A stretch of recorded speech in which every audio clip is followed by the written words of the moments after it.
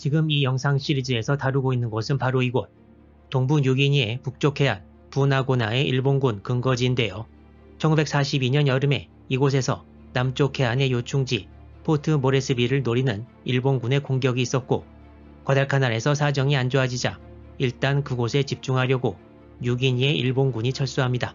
쫓아온 호주군과 미군이 이제 북쪽 해안에서 일본군을 공격하고 있습니다. 이렇게 보면 부나고나 지역이 일본군 수중에 계속 있었던 것 같은 생각이 드는데요. 사실은 그게 아니고 이쪽은 연합군이 먼저 노리던 지역이었습니다. 1942년 6월에 미군은 미드웨이 해전에서 큰 승리를 거두고 이것을 기회로 일본이 이미 상당 부분 장악한 태평양에서 공세에 나설 계획을 꾸미고 있었습니다. 이때 미군의 주된 목표가 동부 뉴기니와 솔로몬 제도였는데, 이 계획이 세워진 것이 미드웨이 해전 종료 한 달도 채 안 된 1942년 7월 2일이었습니다.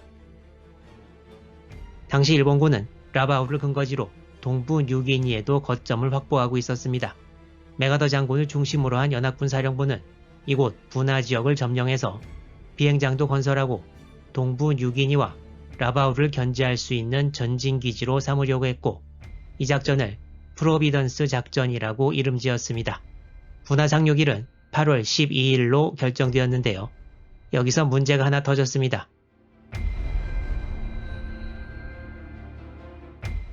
7월 18일 미군은 라바울의 일본군 기지에서 최소 연대 규모의 상륙부대가 목격되었다는 정보를 입수했습니다. 그 행선지는 부나 지역일 것이 거의 확실했는데요. 미군은 어차피 부나의 원래 계획보다 빨리 상륙할 수단도 없어서 특별한 대책을 안 세웠고, 결국 7월 21일과 22일에 일본군이 먼저 부나 지역을 점령하게 된 것입니다.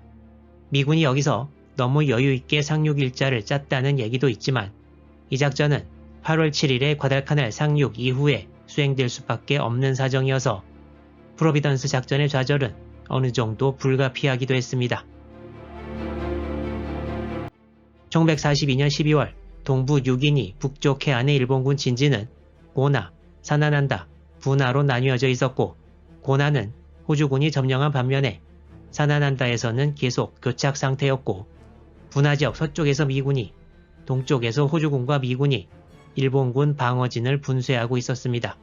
서쪽에서는 바처아사의 돌격이 부나 빌리지의 점령까지 이어져 이제 부나 미션만 남게 되었고, 동쪽에서는 호주군 경전차의 돌격으로 일본군 방어선이 해안 쪽에서 처음으로 돌파되었습니다.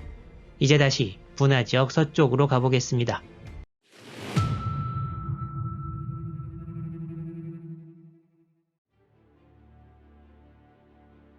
12월 14일에 미군이 부나 빌리지를 점령하고 이제 부나 미션 지역을 목표로 하고 있습니다.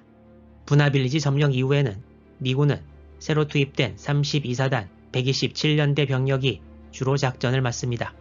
미군이 동쪽으로 진출하기 위해서는 여기 보이는 엔트런스 크릭을 건너야 하는데요. 부나 지역 동부에서도 전투가 한창 벌어지던 12월 21일 밤 127년대 K중대가 이곳 도하를 시도합니다. 이때는 부나 미션뿐만 아니라 인근 지역도 일본군이 지키고 있었습니다. 이곳의 강폭이 약 45m에 수심은 2-3m여서 만만치 않았는데요. 로프를 가지고 몇 명이 밤에 헤엄을 쳐서 하천을 건넜고 새벽까지 교두보를 마련합니다. 127년대 K중대는 이날 밤에 도하에서 14명이 전사하고 40명이 부상을 입었습니다. K중대가 큰 피해를 입고 도하에 성공했지만 뒤따라온 I중대는 하천의 다른 지역에서 사진에 바로 이 다리를 발견해 한 명의 사상자도 없이 도하에 성공합니다. 다리를 발견 못하고 도하에서 많은 사상자를 낸 K중대로서는 아쉬운 결과였습니다. 이제 부나 미션에서의 전투가 종반으로 접어들고 있었습니다. 미군은 곧 일본군과 치열한 전투를 벌였습니다. 여기서 127년대 소속인 엘머 버어 상사는 전선에서 지휘하던 중대장과 병사들 근처에 일본군 수류탄이 떨어지자 자기 몸을 수류탄 위로 던져 폭발을 막아 다른 전우들의 생명을 구하고 본인은 전사했습니다. 엘머 버어 상사는 다음에 부나고나 전투 최초로 메달 오브 아너 명예훈장을 받았습니다. 또한 케네스 그루너트 병장은 혼자서 수류탄으로 일본군 벙커 2개를 폭파시키고 본인은 일본군 저격수에 의해 전사해 부나구나 전투 2번째 명예훈장을 받았습니다. 부나구나 전투에서의 명예훈장은 이 두 사람이 전부였습니다. 미군은 12월 25일 크리스마스에도 일본군을 공격하는 등 격전 끝에 12월 28일까지 여기 보이는 이성까지 진출하는 데 성공합니다. 이제 일본군은 남쪽 지역을 전부 상실하고 남은 곳은 부나 미션밖에 없게 되었습니다. 이쪽 전투가 종반에 접어들 때쯤 동쪽에서도 동시에 공격이 이어지고 있었습니다. 지금까지 효과가 좋았던 M3 경전차를 이용한 동쪽 지역에서의 공격은 어떻게 되고 있었을까요? 이 지도에서는 부나 지역 동쪽 초반 이후의 상황이 나와 있습니다. 첫날엔 전차를 동원한 공격으로 연합군이 북쪽 해안까지 진출했고 이후에 곧바로 호주군과 미군이 서쪽으로 진격하는 상황이 그려져 있습니다. 이곳이 바로 올드 스트립이라는 곳인데요. 여기에도 일본군이 참호와 벙커를 이용한 단단한 방어진을 구축해 놓았습니다. 이전과 비슷하게 이 사진에도 올드 스트립 지역에 일본군 벙커와 참호 배치를 볼 수 있습니다. 그렇지만 이 지역은 이 사진처럼 전차가 기동하기 어려운 지역이 많았습니다. 하지만 여기서도 M3 경전차들은 보병과 함께 일본군 방어진 소탕에 큰 몫을 담당했습니다. 이 사진에는 보병이 전차 뒤에서 어디를 사격해야 하는지 알려주는 모습이 보이고 이 사진에서처럼 전차 내부에 다량의 수류탄을 가지고 있다가 보병이 수류탄이 필요할 때 나눠주기도 했다고 합니다. 하지만 일본군이 호주군 전차가 쉽게 작전하도록 내버려 둔 것은 절대 아니었습니다.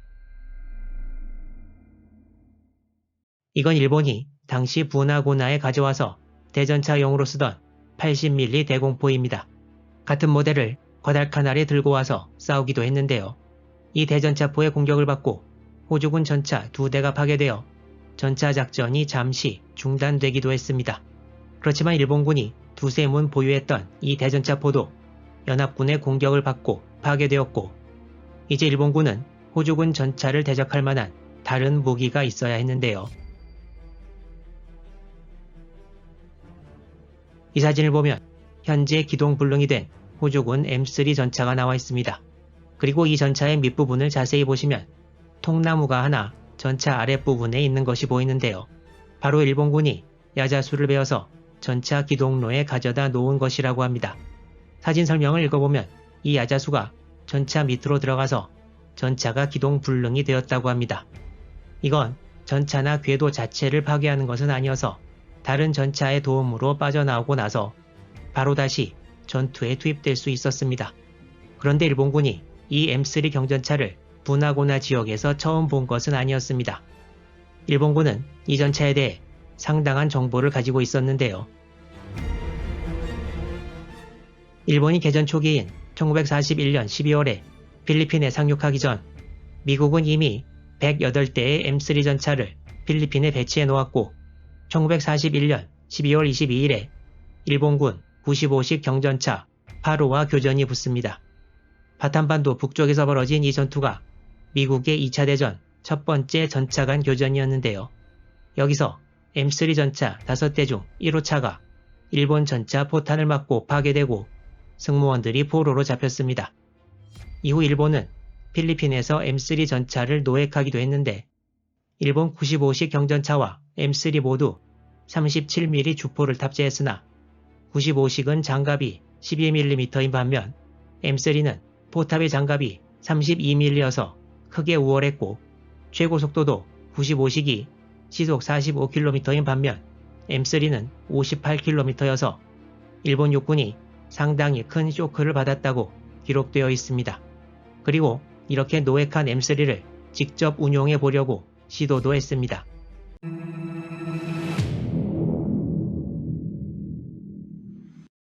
일본군은 이렇게 악전고투를 하면서 연합군을 막으려고 시도했지만 결국 역부족이었습니다. 호주군과 미군은 계속 전진해서 12월 28일경에는 여기 나타난 이성까지 진출하는 데 성공합니다. 이제 부나 지역 동쪽에서 남은 일본군의 방어진은 여기 보이는 기로파 포인트였고 북서쪽 방향으로 가면 부나 서부 지역에 일본군 최후 근거지인 부나 미션이 멀지 않습니다. 일본군으로서는 그야말로 이제 막다른 골목에 몰리게 된 셈인데요. 이때 보급 사정이 점차 나아진 연합군에 비해 일본군의 사정은 어땠을까요? 당시 동부 6인이 일본군을 지휘하는 육군치 18군의 어느 참모 한 명이 전선을 방문하고 12월 20일에 라바울에서 부나 부근의 상황이라는 제목으로 사령부에 보고를 했습니다. 이 보고에서는 부나 지역의 상황이 예상보다 좋지 않고 이곳을 사수하는 것이 곤란해지고 있다고 말합니다. 이곳에 12월 중순에 있던 일본군은 중간에 보강된 병력을 합쳐 약 6,000명이었고 그중 약 절반 정도가 질병으로 전투 불가능한 상태였다고 합니다.